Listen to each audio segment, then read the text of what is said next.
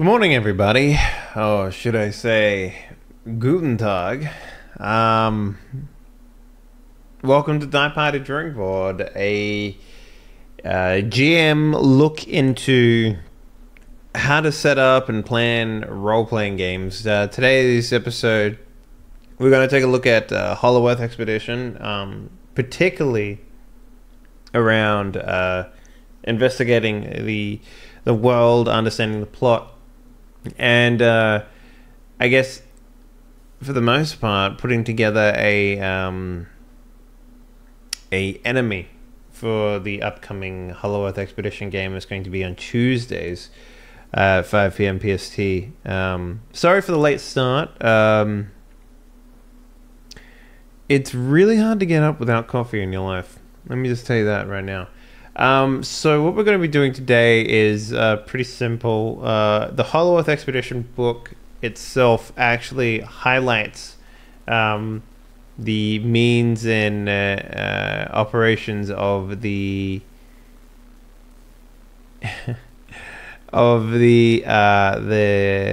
Axis Empire, aka the Nazis, in World War II, I believe it is. It could be one. I'm not sure. We should also look that up. But the idea is that we're going to investigate the villains, how they get into the Hollow Earth, and what we can do to make our own villain as a part of that guild, I guess, of Nazis. Man, I look like a dude who hasn't had coffee in 3 or 4 days. Weird. Totally fought Nazis and won. Yeah, I just don't know when the game takes place. That's all. I don't know if it's World War One or World War Two. I'll look that up though. I'm pretty sure it's two because they have automatic weapons in this game, so it's probably going to be two. So, without further ado, let's take a look. So this is the system here. We're going to be looking specifically at this book. In terms of what's changed since last time, if you haven't already watched the Pulp Dice episode where we go in and change the dice mechanics from the what the fuck do they call it? They call it God.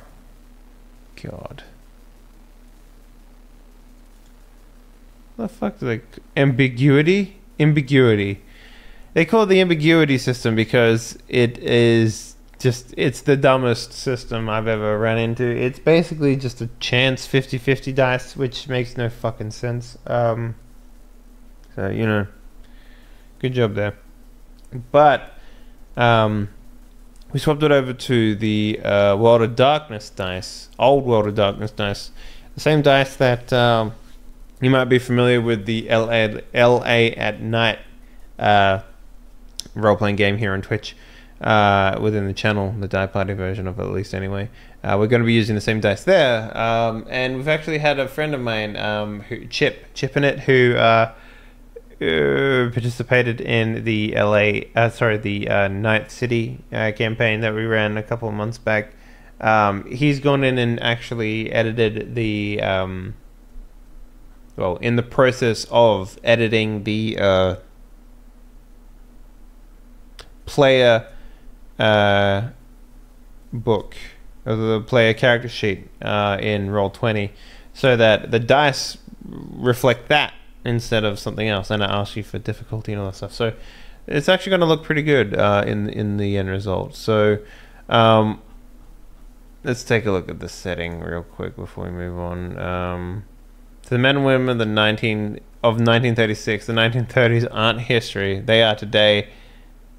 They hope and fear opportunities and obligation, and fraught with uncertainty about tomorrow.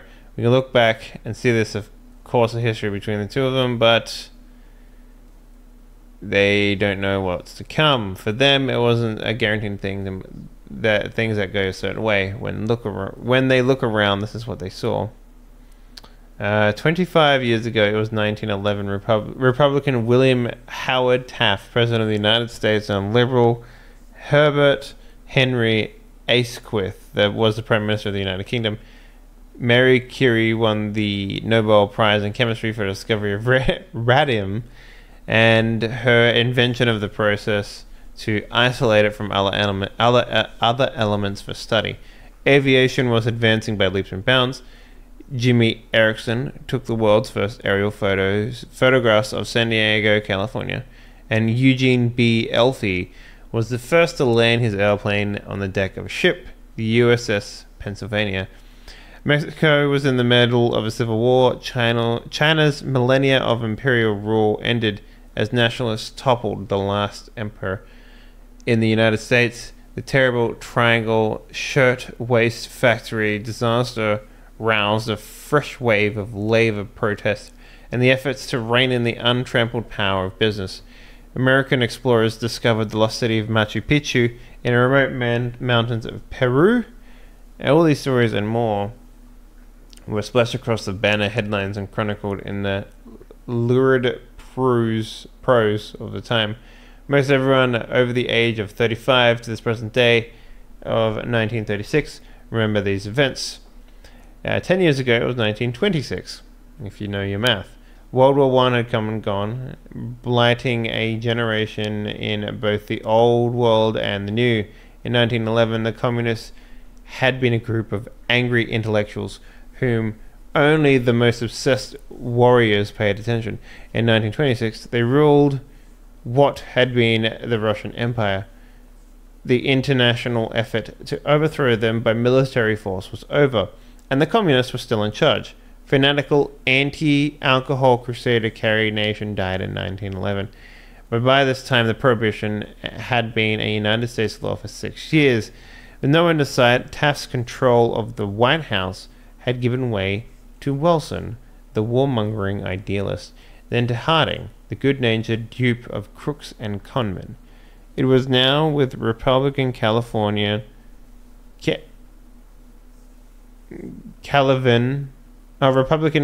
Coolidge. That's such a weird break. Whose quiet manner was great fodder for vaudeville humor. Asquith administration had gone to Lloyd George given way to Lloyd George wartime government, and then a period of uncertain parliamentary control. Conservative Law and Baldwin each headed administrations. Labour MacDonald had a turn and lost his position over the accusations of the communist sympathy that rested on forged evidence, and Stanley Baldwin was back again. Someone was the first to fly over the North Pole, but the argument about whether it was Roald Emerson or Richard E. Beer would rage for years. A coal miner strike escalated into general labor uprising in Britain.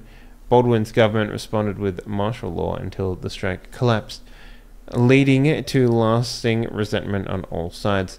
The newspapers covered it all, as did the newsreels with their musical fanfares and dramatic narration.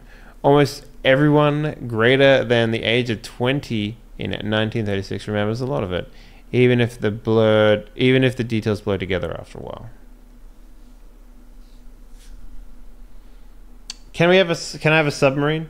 Yeah, sure. Why not? I don't see why not.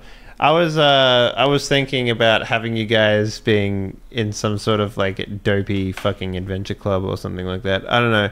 It's probably going to be really loosely tied to the entrance or something along those lines. But I know you had a submarine in Wreckage's game, when the unaired one, back when we still played role-playing games that weren't on Twitch, you know.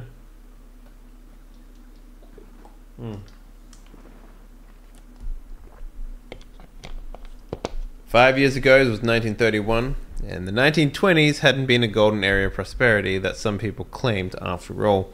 General strikes and the revolutionary movements don't catch on when life is so good. But the 20s were certainly better than what followed. After one another, the world's stock markets collapsed in 1929. A fraction of the world's wealth just disappeared. In Britain, MacDonald was back in power, presiding over a coalition of Labour and conservative parties. And it wasn't going well. In the United States, famous engineer and humanitarian Hubert Hoover, who led the post-war relief effort that saved so many lives in 1919, found himself unable to respond to the new depression with anything helpful. Things had become bad by 1929, and they seemed to be getting worse. Japan was busily building an empire, exploiting China's ongoing disorder to claim mainland territory. The authorities in India were dealing as best they could with the unorthodox uprising by lawyer Mohandas Gandhi. Mohandas Gandhi. Did I say that right? Mohandas Gandhi. I can never really get that name. The newsreel showed it all, or tried to. And what they couldn't show in the newspapers described. Anyone older than a child in 1936 remembers all of it. And I like how they sort of stipulate how old your character was, how much they would actually know about history. That's kind of cool. Last year, it was 1935, and the world's rapidly changing. Prohibition was finally finished in the United States, and so was the Republican Party. Democrat Franklin D. Roosevelt came to power for the first time in the elections of 1932, promising changes that would free Americans from misery and fear. Conservatives and upper classes could, and did, say he was almost as bad as the communists. But to most Americans, the New Deal programs Roosevelt set in motion were a chance at a better life. MacDonald's coalition government, on the other hand, collapsed. Stanley Baldwin became prime minister once again, using radio as skillfully as Roosevelt in support of much of the more restrained responses to the crisis of the day. Germany's Chancellor Hitler looked ridiculous to many newsreel viewers, but his speeches made equally brilliant use of radio, and he seemed to be charting all the way up the Billboard charts, a different way out of the Depression. Only the most dedicated observers of the Asian scene were likely to have noticed the growing influences of a young communist leader in China named Mao Zedong. But the ongoing war in China was certainly newsworthy. It felt to many people like the fate of the world was once again hanging in the balance, and the people in this year of 1936 still argue about what happened last year and what it all meant. It is now 1936, a year in which many great surprises are in store for the world. Cool. I like it. Why am I reading history? Because this is about the plot and setting for the new Hollow Earth Expedition game.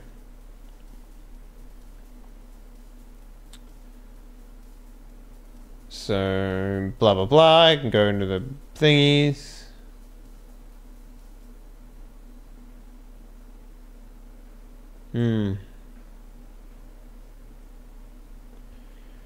Unemployment fluctuated up and down, but there's 20% of most less that God, I actually have like what was the cost of things back then.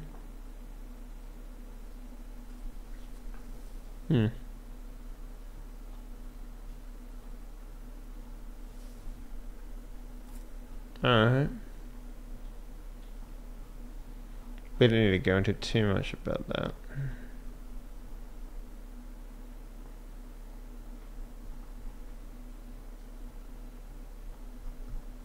Damn, they really filled out this fucking setting section real fucking good.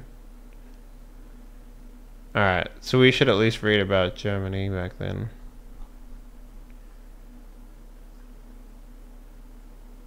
Okay. The Weimar Republic was established in 1933 when Chancellor Hitler abolished all political parties other than his own, sounds like what they're doing in Poland, and took control of the nation's industrial and social life. Industries now face quotas for production, parts of a master plan aimed at making Germany ready for war against the lesser peoples all around it. The public works on a grand scale and willingness to engage in such in much deficit spending as the Great Plan required, earned the Nazis considerable public support. It wasn't that every German was keen for endless war, totalitarian, subjugation of thought and genocide. But they could see for themselves how nobody else's response to the Depression worked better. In 1936, Hitler took one of the great decisive steps towards war. The 1990s Versailles Treaty, God, I'm so bad at names, forced Germany to give up control of the Rhineland, one of its most productive in mining and manufacturing regions, to purge it of everything of military value. Hitler ordered his troops back into it in 1936. While his allies' powers complained, none of them did anything substantial to stop the move. Hitler took this as a sign that he could keep pressing. Ooh, interesting.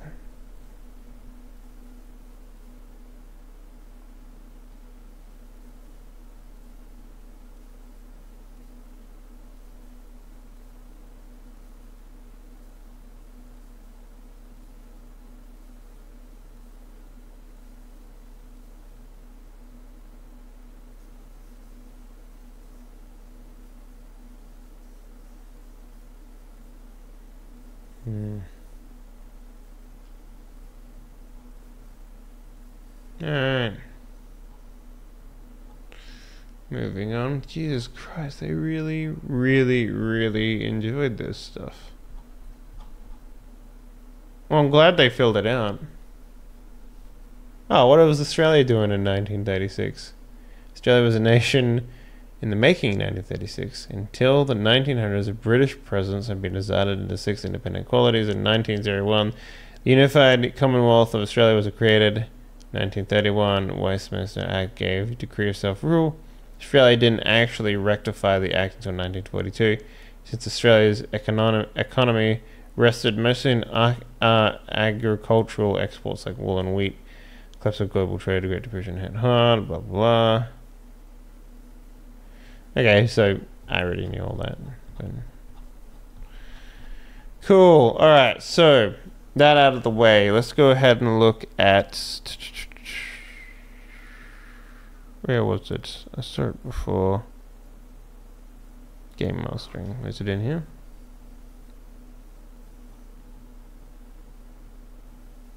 I like how it tells you to make cliffhangers all the fucking time. It's like, yeah, no shit.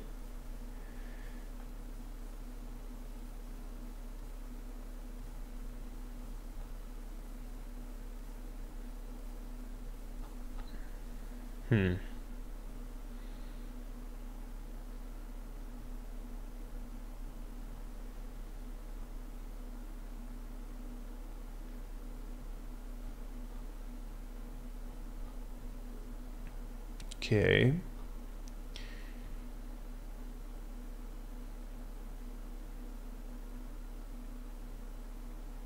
Let them pore over the rulebook. No one's gonna fucking do that. No one's gonna fucking do that.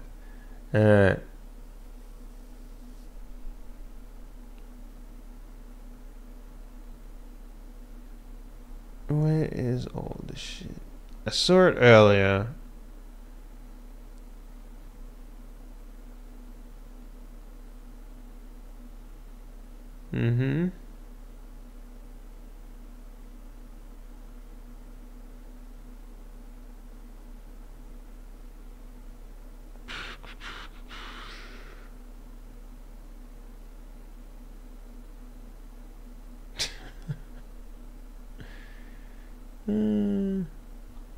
So we need to look at the villains of this game.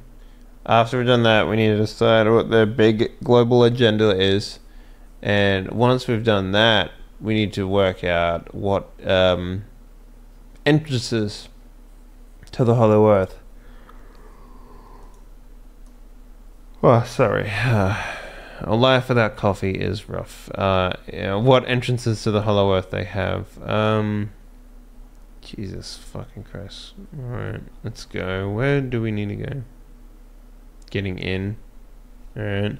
Most people believe that getting into the Hollow Earth is a difficult, if not impossible, thing to do.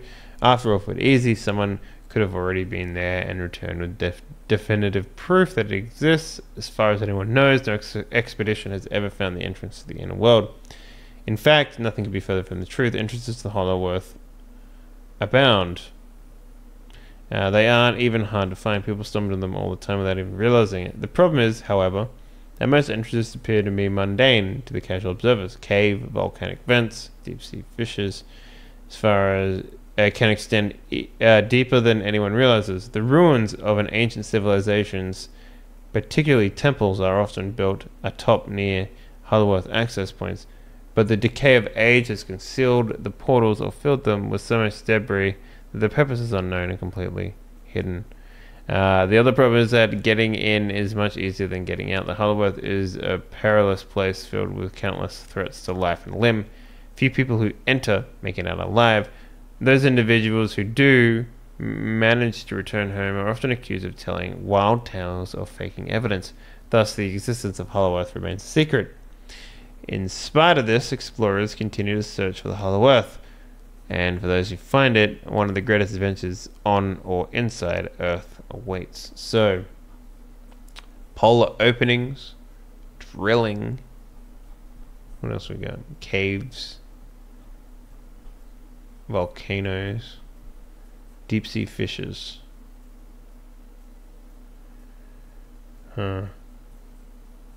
Cracks in the earth floor, called fissures, plunge even further into unknown depths. A submarine capable of operating under tremendous pressure generated by miles of water can dive down through those fissures and keep going.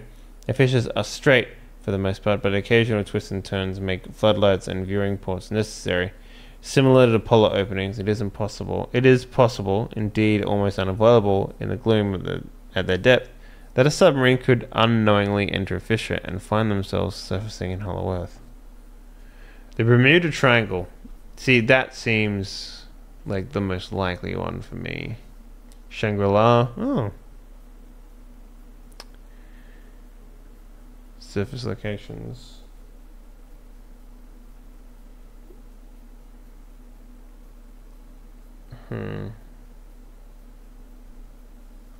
See, I always imagine them going in via a boat, you know. So, what exactly is Hollow Earth? Well, okay, so the basics of Hollow Earth is that Earth is as it is right now. You know, no problems there. Except the inside layer of the Earth is empty, right? And it goes around the inside of the Earth's crust. And on the inside of that is another world, which is essentially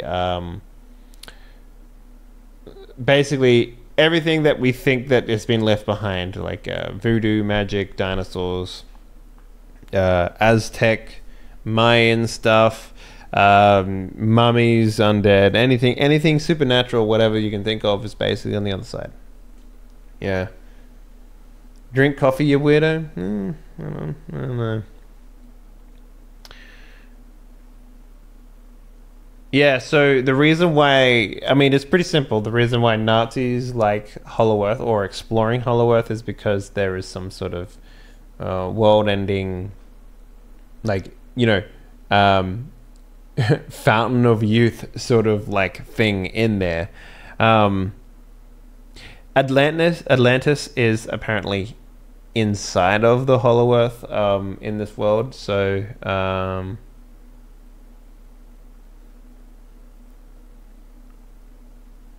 yeah. So we might even go with Atlantis, but yeah, the Hollow Earth looks much like the surface of the to outsiders at first glance. They might not even know they're in another world. To the casual observer, a mountain looks pretty much like a mountain, and a lake pretty much looks like a lake. To the trained observer, however, the differences between the inner and outer world would be startling. Extremes. Everything in the Hollow Earth is more extreme than on the surface. This applies to plants and animals as well as geology and geography. Mountains are taller, rivers are deeper and faster, forests thicker and greener, jungles more varied and bewildering, swamps steamier and more tangled, deserts hotter and drier, wastelands rougher and more foreboding. Likewise, animals are bigger, stronger, and more aggressive. Birds are brighter and more flamboyant. Insects are more annoying. And by extension, villains are crueler, minions more loyal, heroes more daring, and princesses are more beautiful. Everything grows more abundantly inside of the earth. This is partly because of the growing season is all year round. Indeed, the hollow earth has no concept of seasons, as we know them. It's also because the general restorative nature of the earth's interior, the air, water, and light, the whole environment is conducive to growth, health, longevity, and fertility.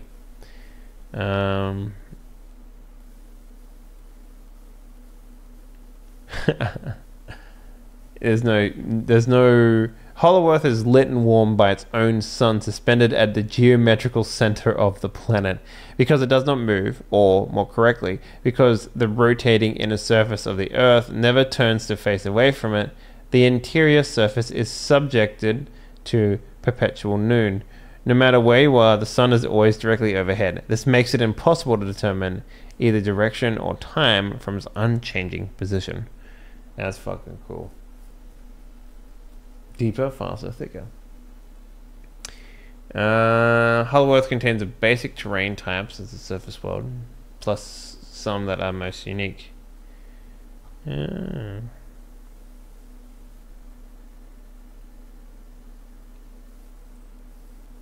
Naturally, outsiders know none of this. Even natives to the Hollow Earth are largely ignorant of it. They are mostly familiar with their immediate surroundings. Because of the difficulty of determining time and distance, maps are crude and limited in scope and reliability.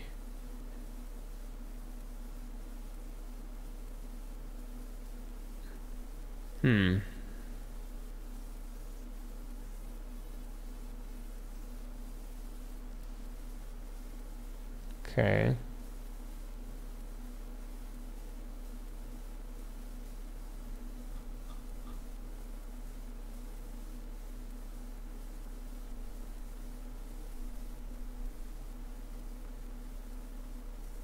Interesting. So you can't navigate with magnetic signals. That makes sense.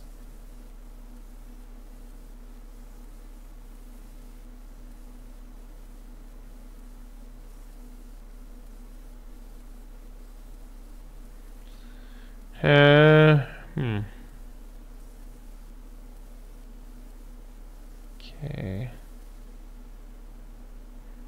The Atlanteans. See, this is what it is here. Throughout history, mankind has spoken of a precursor race. Beings who exhibited great power with culture and technology that far surpassed our own. This was especially prevalent in ancient times, when little was known about the distant past. In the enlightened, rational, scientific age of 1936, man knew more about the past than ever before. Little evidence of any great precursor race had ever been found on the surface, so these ancient tales were largely dismissed by all but a few die-hard occultists, mystics, and crackpots. Still, the stories continued to be repeated. Perhaps historians and anthropologists shouldn't be so quick to dismiss those wild tales. Among those stories are accounts of serpent people. That escalated quickly. Bird people, giants, visitors who traveled from the stars, and even visitors from beneath the earth. Like all myths, this one contains a kernel of truth. More than a kernel, in fact, because a great race did occupy Earth before the ascendancy of man, the Atlanteans. In an age so long forgotten to all but its most ancient oral traditions, the Atlanteans were masters of Earth. They built great cities and raised towering monuments. Their engineering reshaped the world on a massive scale. They achieved a level of science and technology so advanced as to seem completely alien or supernatural to someone from 1936. Then they disappeared, leaving behind only abandoned cities, ruins, and legend.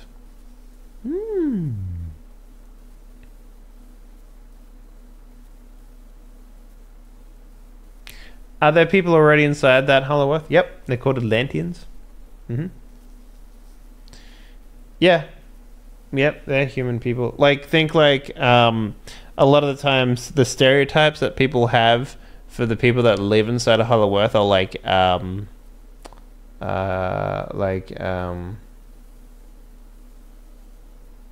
God, what's a fucking Disney character? The one that swung through the trees. God, oh, fucking, that's gonna annoy me.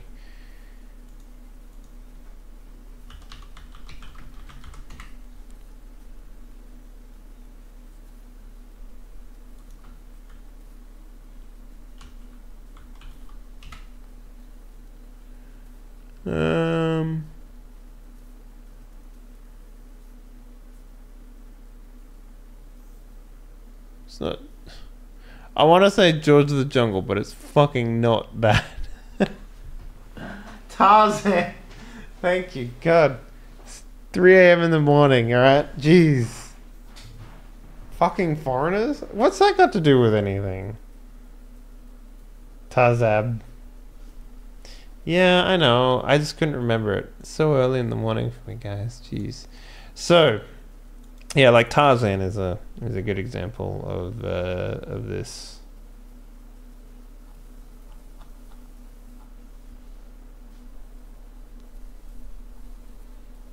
All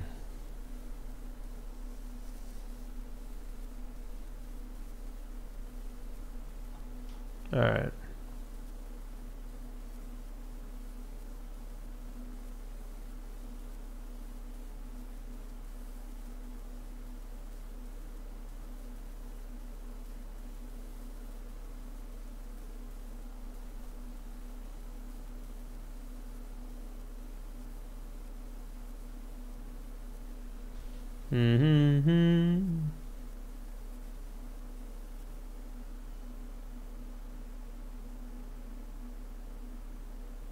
Interesting. So they've got healing crystals in here that heal wounds. That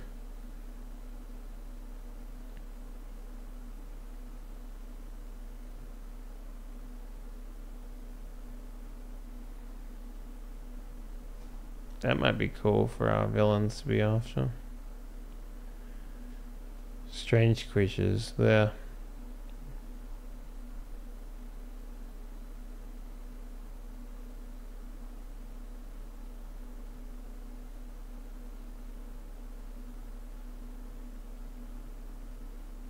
Alright, so this is what we're after here. Where is the... Okay, the Thule Society, yes. I believe that's what we're after. Yes. The Thule Society. AKA Nazis. The Thule Society is exactly the kind of underground organization that the Terra Arcanium sought to prevent. Thules are ruthless, elitist, and on the track to discover the truth of the Hollow Earth. Most, but not all, are Germans who believe that the Nazi Party represents the force by which they may rediscover the hidden powers needed to usher in the new era of their supremacy. The Select Cabal. Author Edward Buller Letton published The Commoning Race in 1871. The novel was a work in the growing field of science fiction and included references to virile, psychokinetic potential possessed by members of an ancient master race. This book, as well as many other writings by Buller Letton, suggests that the author had knowledge of the Hollow Earth and Atlantean secrets, seeding the information into his manuscripts as fiction. It cannot be substantiated that he ever traveled to Hollow Earth, but he may have been in possession of documents or first-hand accounts that inspired his work. Or he may have even been a disgruntled member of the Terra Arcanium. The novel and its associated literature is noble for having inspired a former German general, Karl Haschenhofer, What? I hate it when they fucking separate words because I'm too tired to read them. Who obviously understood the works were roots to found a secret order in 1918. A very select group of powerful, though not all well-known occultists formed the core of the cabal, dedicated to making contact with this powerful race of subterranean supermen to learn from them the ancient secrets of Atlantis, whose hidden enclave within the earth was thought to be accessible through a mysterious northern region called the Ultima Thule.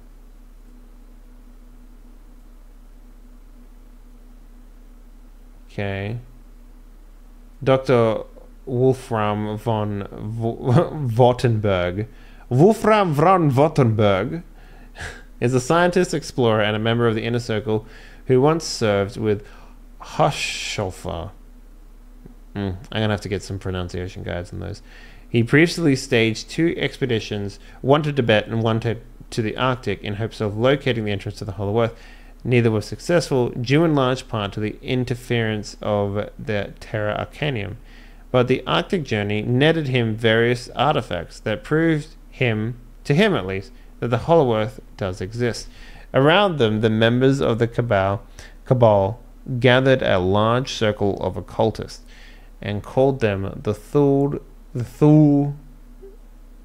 Gesellschaft. I'm gonna need. How do you pronounce this?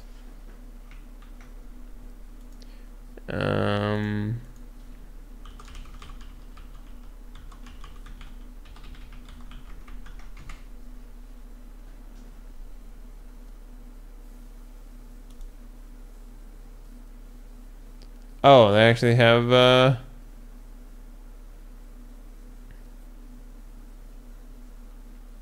Can we listen to it?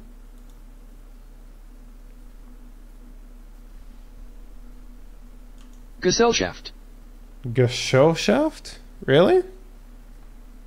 Gesellschaft. Gesellschaft. Okay. Gesellschaft. Thule Gesellschaft. Okay, the Thule Society. The society took on its symbol as its symbol a long dagger imposed on a swastika. Damn, that's Nazi as fuck. Oh my god. Gesellschaft. Oh, I still have my sound effects on. Yeah, that sucks. I'm gonna just do this. Turn them off because I don't want to get spooked.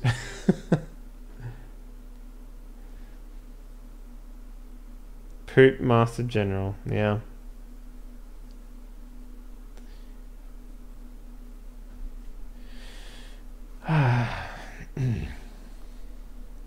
A dagger with a swastika behind it.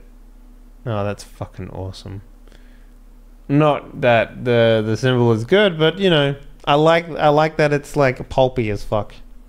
You know? The rights of supremacy.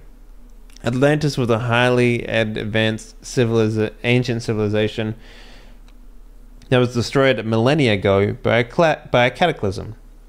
Thule cultists believe that the secrets of Atlantis, or even the Atlanteans themselves, may have survived, hidden in a secluded place, or even inside the Earth itself.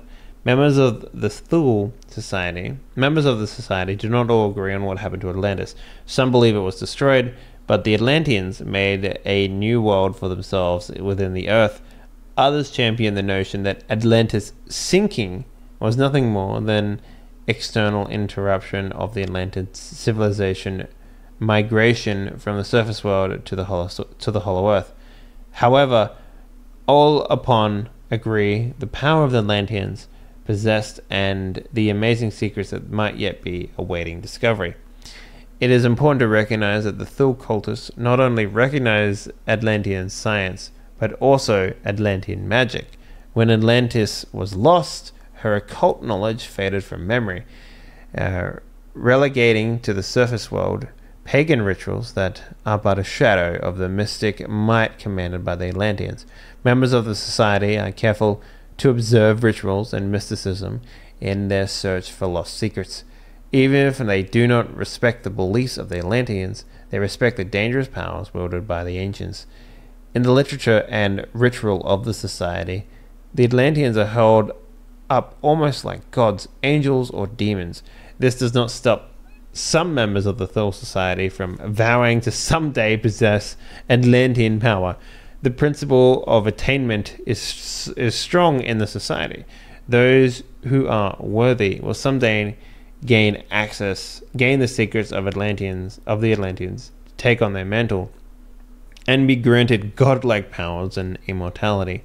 The society's records can place Atlantean influence at all major historical pivots. The scientific achievements of the Babylons, the Sumerians, and the Egyptians, for example, were due primarily to Atlantean refugees within those cultures, guiding and elevating them. It is believed that Atlantean blood flows in the veins of some modern people, and that this heritage grants the ability to wield Atlantean magic and use the Atlantean artifacts. Certainly, all members of the society are convinced that they are children of Atlantis. Rituals and meditations are the constant life of the Thules, each hoping to connect with their diluted Atlantean blood and awaken the power within.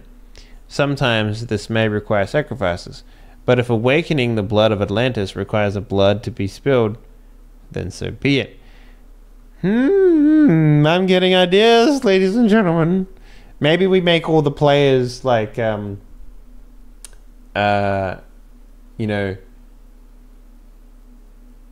basically, we make them all come from different walks of life, right?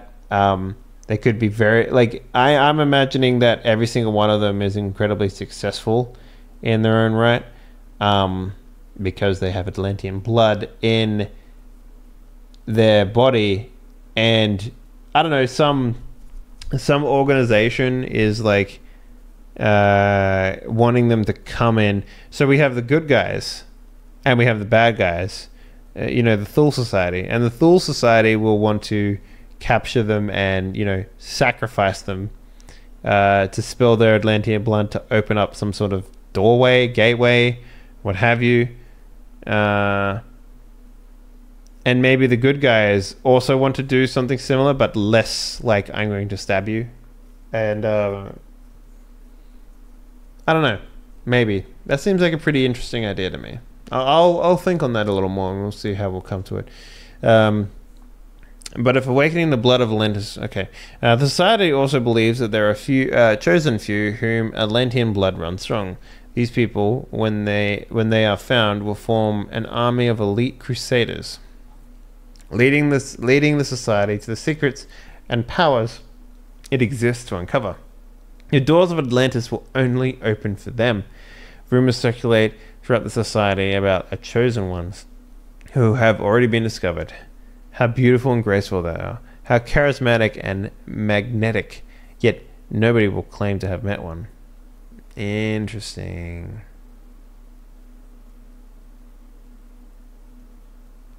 Interesting. Alright. Militant cultists. The Thule Society is a murky organization with an intermediate number of members and unknown resources. Many of its members are prominent citizens of the European society, possessing wealth and influence over government and industry. But these members are typically the least involved within the society's inner workings. The inner cabal of the society consists of at least 9 members, and there may be more, Each... I'm going to write this down, because this seems like it actually makes a decent plot. 9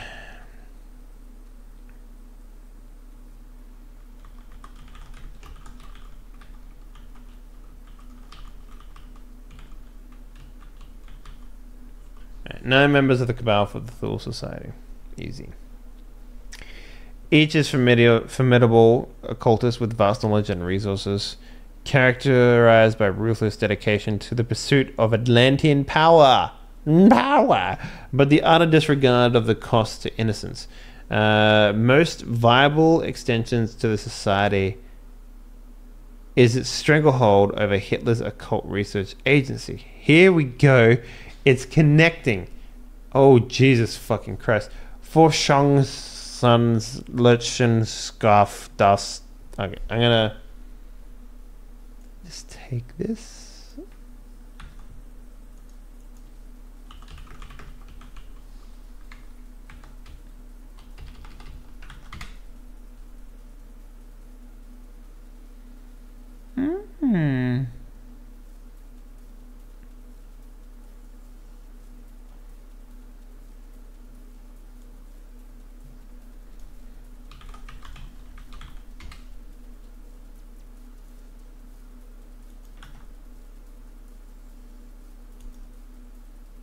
Forschungs- und Lehrgemeinschaft das Ahnenerbe.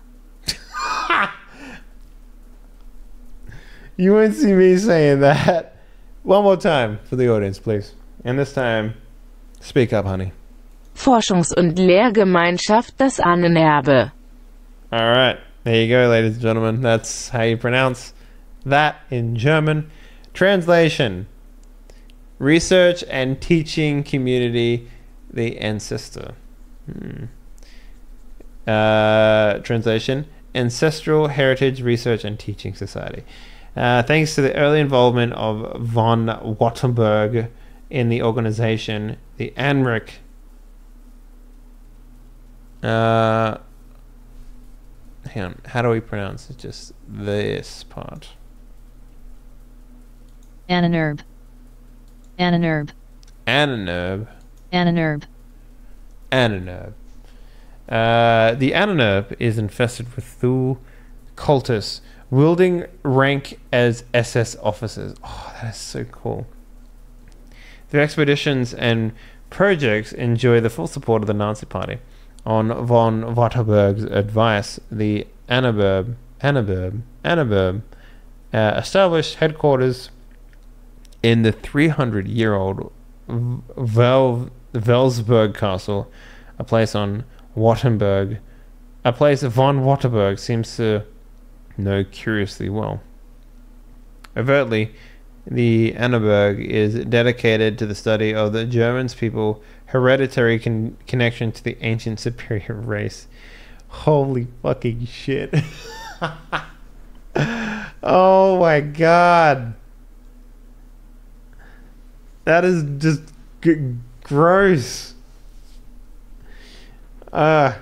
In truth, the organization's mandate is to locate the secrets of the ancients, plunder their power, and add it to the arsenal of the Third Reich. As part of this research, they confiscate artifacts and tomes of potential interest, perform extensive research projects, and dispatch expeditions to recover information that might relate to the Atlanteans and their advanced powers. The Reach preaches that German people are the direct descendants of these advanced ancient races, and they are the only ones suitable to possess the secrets. However, the Thule cultists understand the deeper truth. Only a privileged few have the necessary Atlantean blood, and when the time comes, all others will be regulated. Yeah, regulated? No. Relegated. Fucking hell, my brain. To slavery, regardless of their party affiliation. Alright, here we go. Members, self-appointed supermen. The Thule Society was supposedly formed in 1918, but in fact, the members of the Inner Cabal had been working together long before that. The Society is merely the latest incarnation of the ancient conspiracy. The Society has recruited members primarily in Germany, but also throughout Europe. They have little influence in Asia or North America, but a few members reside in South America. Okay. Dr. Wolfram von Wattenberg. Nice. So this is like the head honcho, I guess.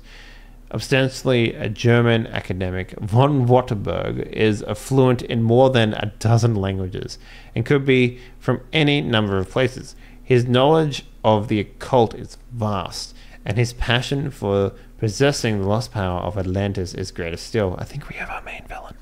He appears to be in his late 50s, but is as fit and as tough as a man half his age. Almost nothing is known of von Waterberg's past, and it's probably best to stay that way. An acolyte was excited to point out a man pictured in the 17th century tome who looked almost exactly like von Waterberg. Wow. He's almost 200 years old. Or 2,000 years old. That's kind of creepy. Neither the acolyte nor the book was ever seen again. In 1935, Nazi General Heinrich Himmler asked von Waterberg to take a prominent position in Hitler's new Annaberg division. While von Waterberg has no loyalty to the Nazis, his lack of conscience allows him to carry out his work with brutal efficiency. Commissioned colonel in the SS, but how do I say this? Standartenführer? Is that it? Standartenführer? Standartenführer. Standartenführer. I was close. Colonel in the SS. He now has the resources of the Third Reich at his disposal. See sample adventure in the back of the book for character stats on von Waterberg.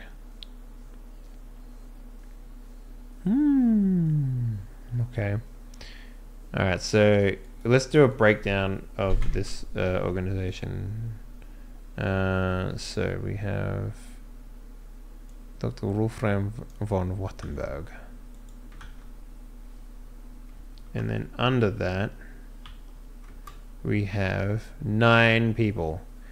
The first is already spelled out for us. Eva Klinsmann. Drawn to the occult studies from an early age, Eva discovered Ever? I'll say Ever. That's how they say it in Poland, so I assume that's what it is here. Discovered that her feminine allure, combined with her superior intellect, gave her an extremely potent advantage when it came to the male-dominated realm of academics. She was recruited into the Thule Society while working on her undergraduate degree, and was later brought into the rites of the Inner Cabal by von Waterberg, who believes she may be the most pure-blooded Atlantean he has discovered to date, though she is yet unaware of his suspicion. Interesting. Now in her late 20s, Klinsmann can speak several languages and has been known to masquerade as a Brit or Yank when the need arises. She is fully aware of her own beauty, comfortable in her sexuality, and not above using both to manipulate people for her own ends. She is employed by the Annaberg as a researcher and field scientist, but is not a member of the SS. A noted athlete as well as scholar, Klinsmann Klinsmann captained the women's fencing team in the University of Berlin, and claims to be the equal of any man with a blade. Along with her supposed Atlantean blood, she inherited a sense of superiority and unwavering dislike for those who can't keep up with her. She is conceited, condescending, demanding, and unforgiving.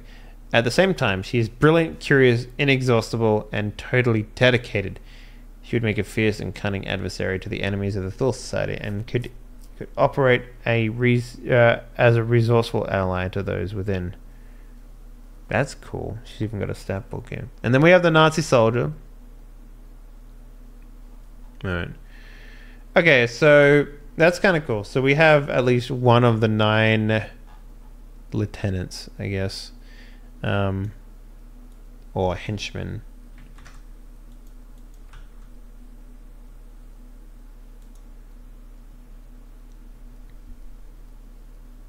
I guess 8. We only need 7 now because we've got 2 marked out.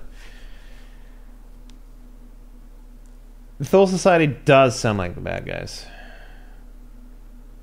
Did you ever hear back about the skill system? Not really. No. To me, it makes literally no sense that it's even in the book. We're not going to go over that right now because it's kind of... I'm going to have to keep looking into it. I looked as deep as I could. I got some other eyeballs to look at the passage. Because here's the thing. It's only mentioned within that paragraph of text, and it makes no fucking sense. Like, it makes literally no sense. It's like... Because in this game, you don't take your attributes... You don't add your attributes to your skill check. Your skill rating is how you define it. So it's kind of like, silly in that regard. Okay, so all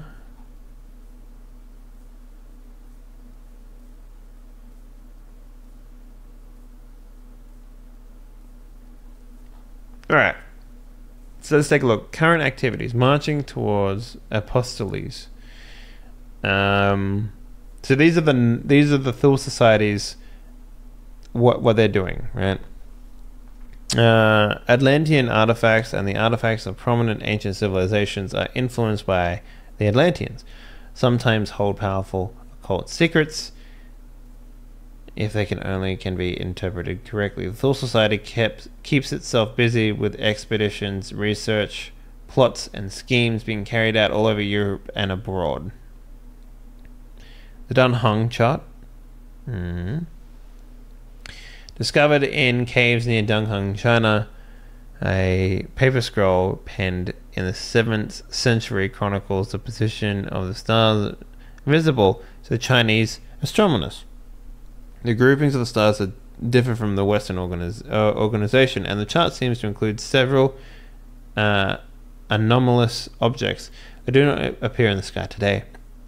A member of the Thule Cabal believes this ancient Chinese method of grouping stars may be similar to that of the original Atlantean organization. This knowledge could allow the resurrection of certain Atlantean rituals that depend on star positions.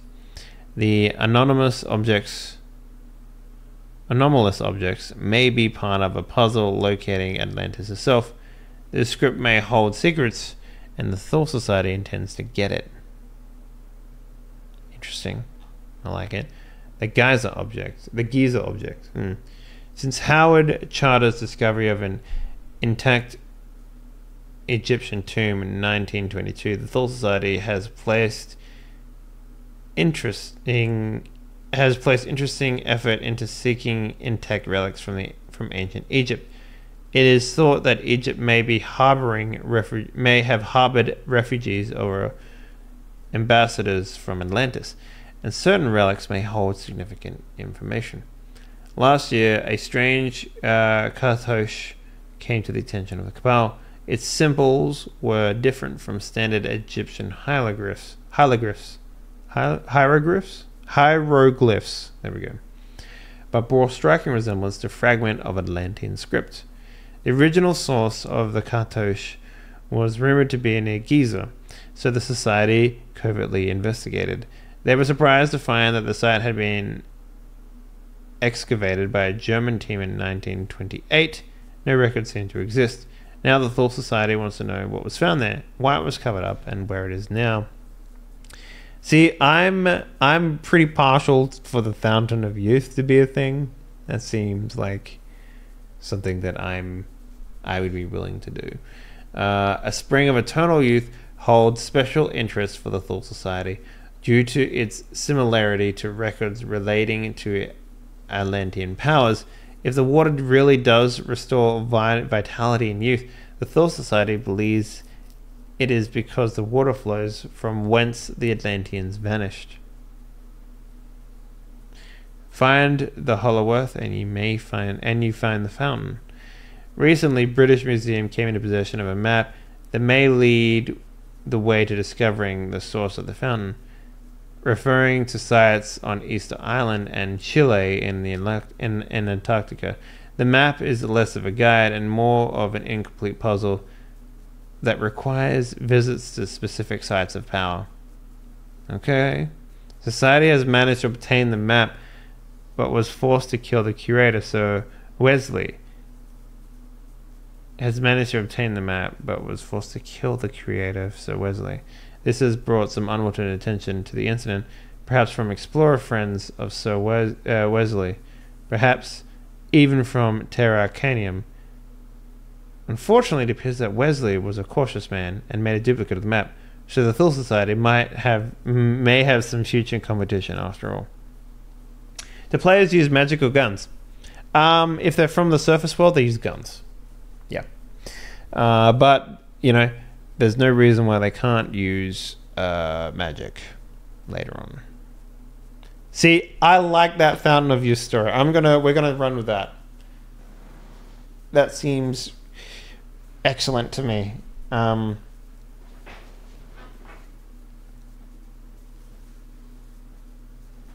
That seems really, really cool.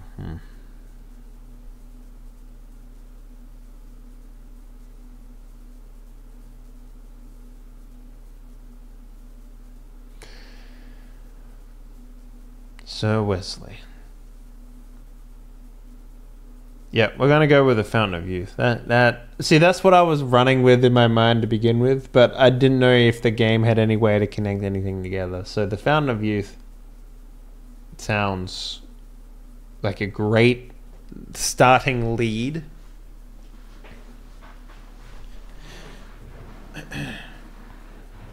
And yeah, I think we'll go with that. So we'll put that down. Alright, so Thule Society.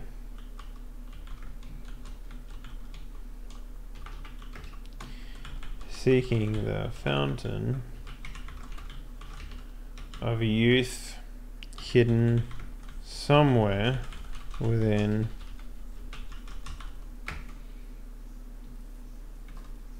Atlanta.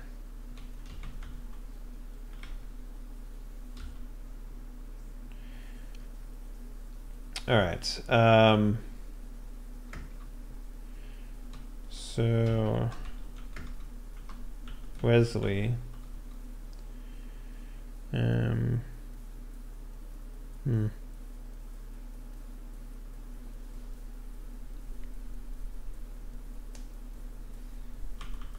A curator.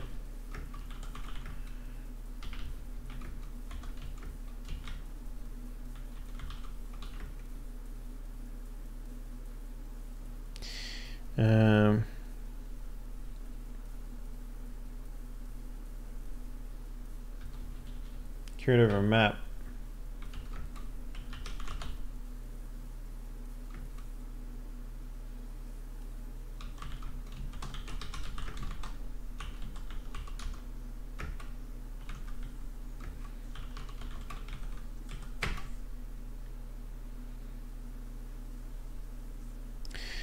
Okay, cool. All right, so what do we got here? So what are the good guys then? Do we want to put do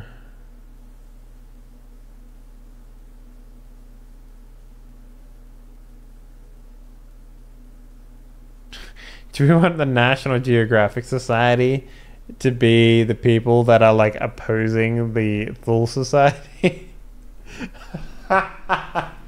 That's fucking hilarious. God. I don't maybe we should use that. I don't know. That seems pretty funny to me. What else have we got in here?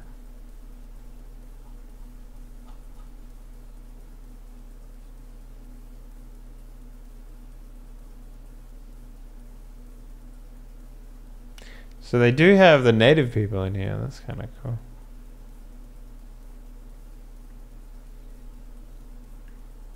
Cannibals? They have Amazons. Pirates. That's kind of cool.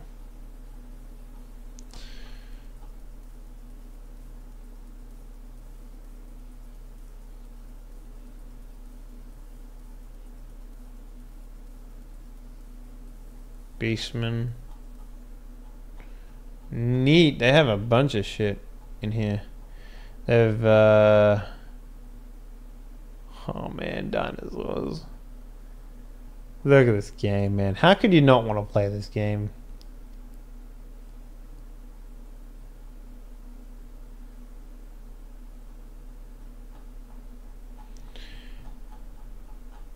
Yeah, there's the Terracana.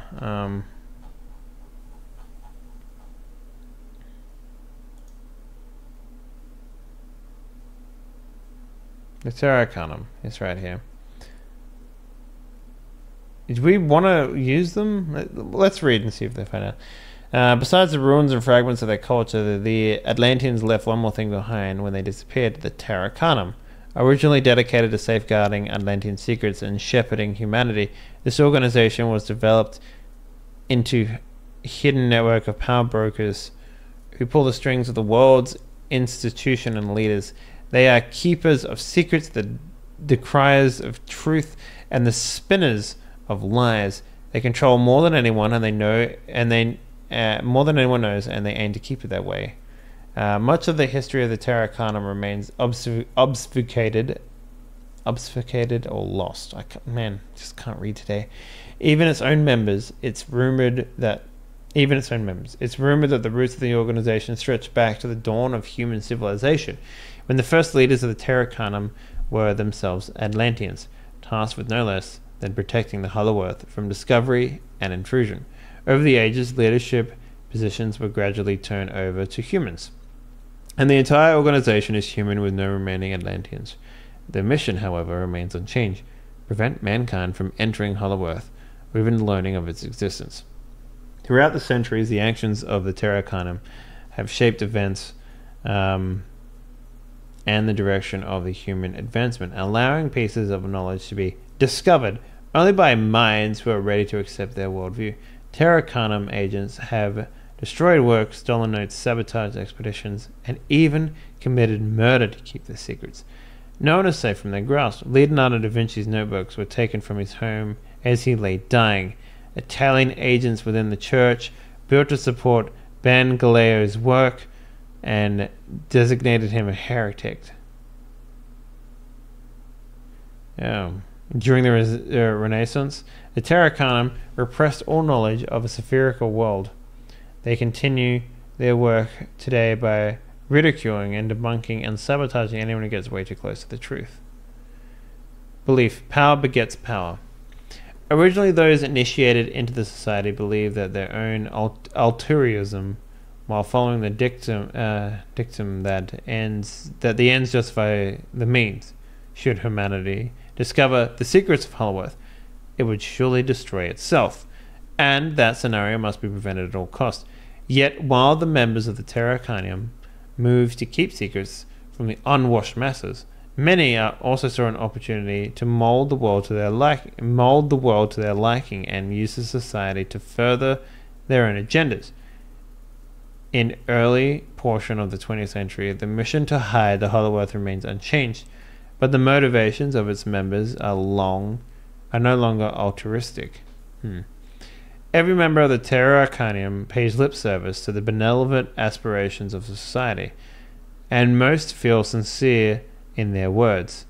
But the seemingly absolute power available lures them down a slippery slope, using what they claim to protect their own selfish purposes.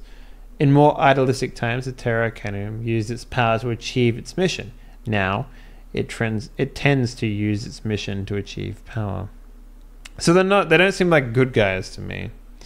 But the way that it seems, we don't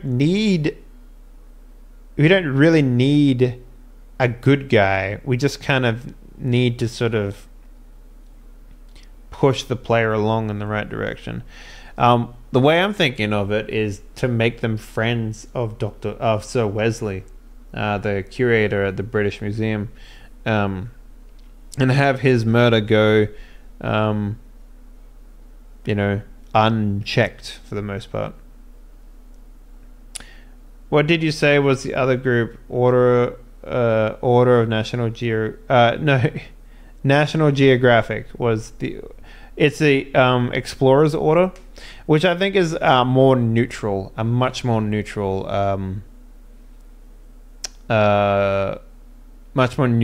thing than, say, we are two groups of occultists, basically, because that's what they are. They're basically occultists.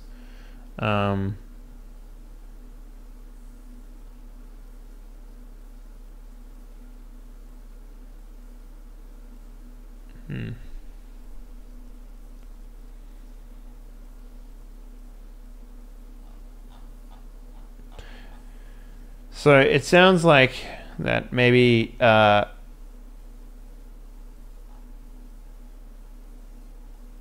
maybe the Terra Arcanum can be used as an ally, but they're definitely not aligned with the players in any way.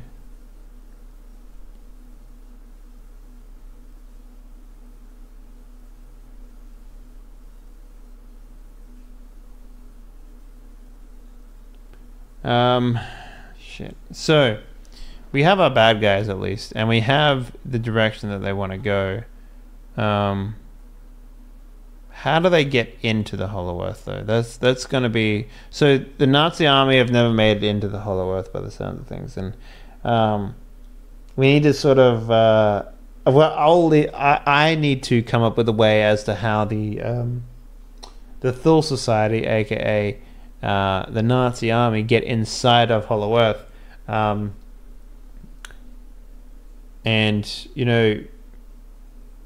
get access to this stuff. So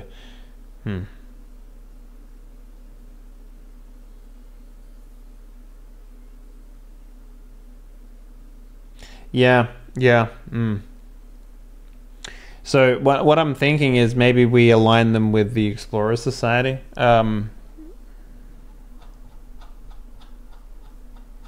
I really like the Thule Society. The Thule Society is cool. They got the National Geographic Society, aka that National Geographic book. Same thing.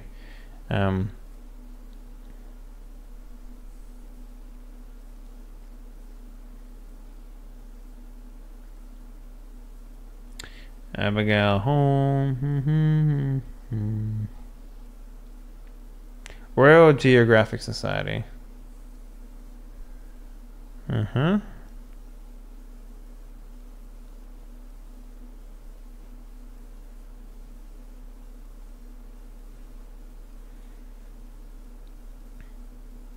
okay, we got the U.S. Army Intelligence. Okay. Secret Intelligence Service, MI6, and Section Z. Okay, so we've got some pulpy fucking dudes to go with. So we've got MI6, we got the United States Intelligence, and we've got the Royal Geographic Society and the National Geographic Society. One is based on exploring, one is based on geography, one is based on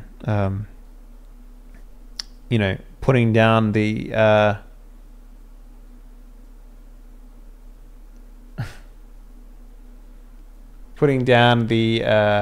it really depends on what type of characters the players make. I know for a fact that one of them wants to make a British scumlord, so maybe MI6 might be the way to go here. Anyway, we've got options. That's the most important thing.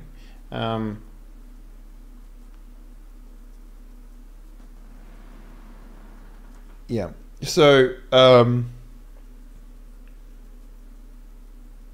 yeah, with that in mind, what else do we need to look at? So, we've got a overarching plot.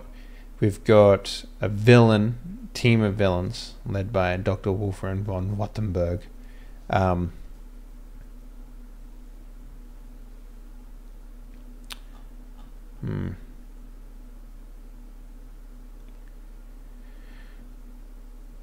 And we've got a chance for Patreons to build some villains.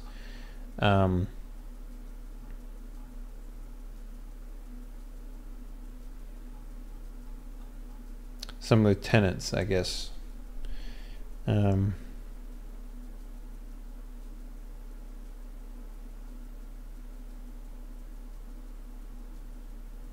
So we've got 3, 4, 5, 6, 7. So we've got a chance for 5 lieutenants to get made.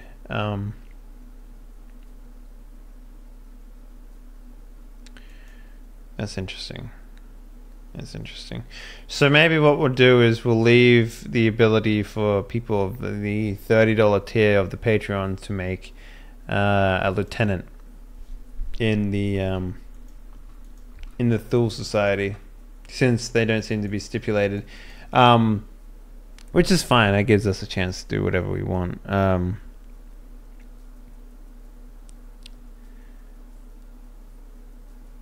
But that's kind of interesting. I think we have everything that we need now.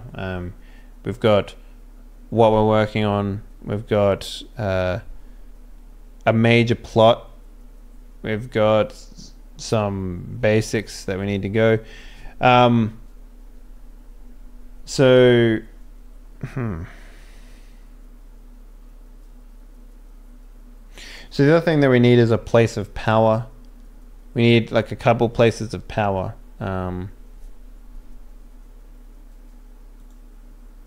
What's in this place? There's apparently a stat book for von Wattenberg in here.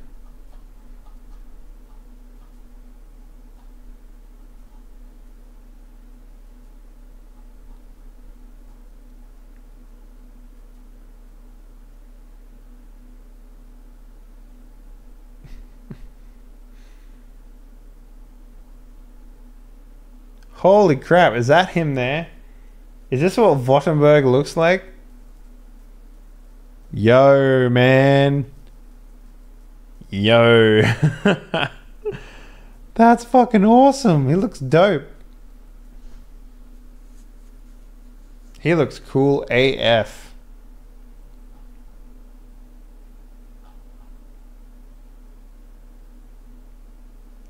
He's a fucking breastplate.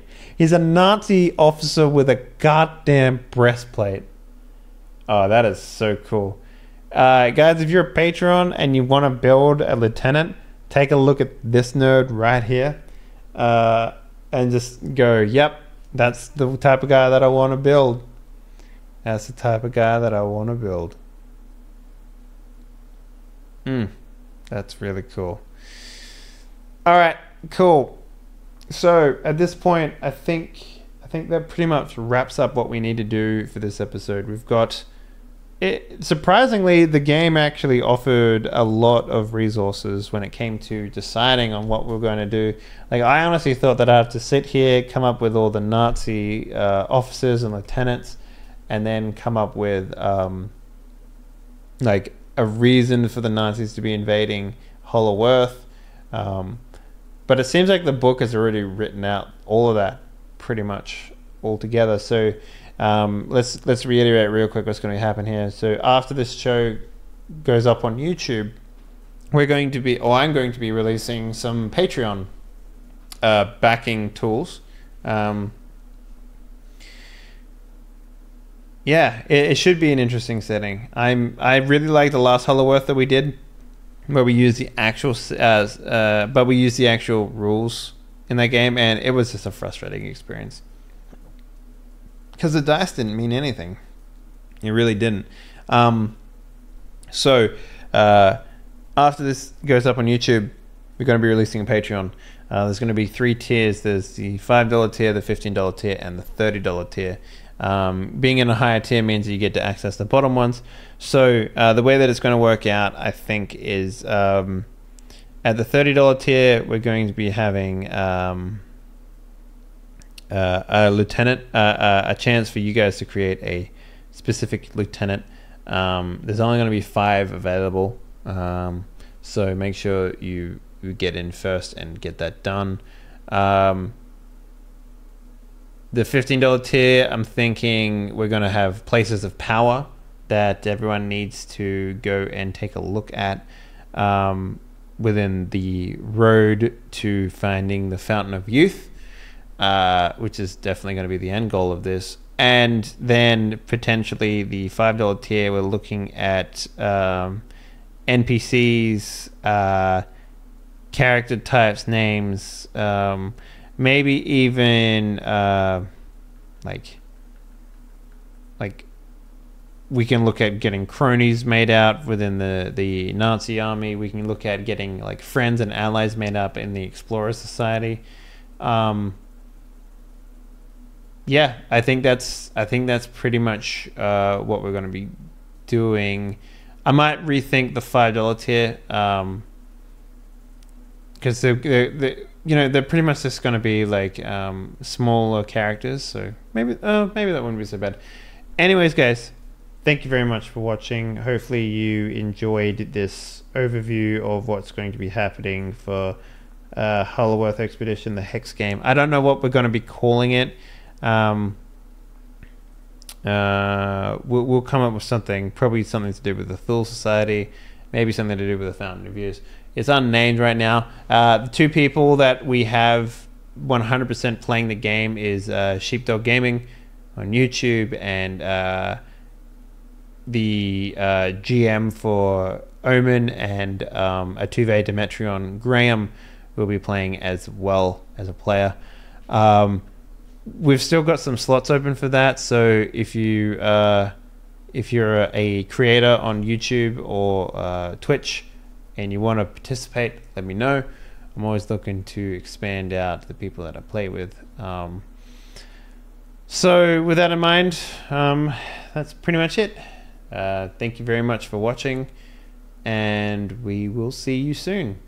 Remember to check out the Patreon. Patreon.com/Henley if you want to participate in actually getting it all made.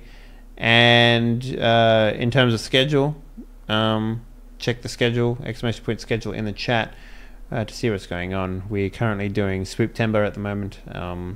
It's good fun if you enjoy getting spooked. I don't get scared very easily, so it's just an interesting way of playing scary games. But anyway, that's pretty much it, guys. See you around.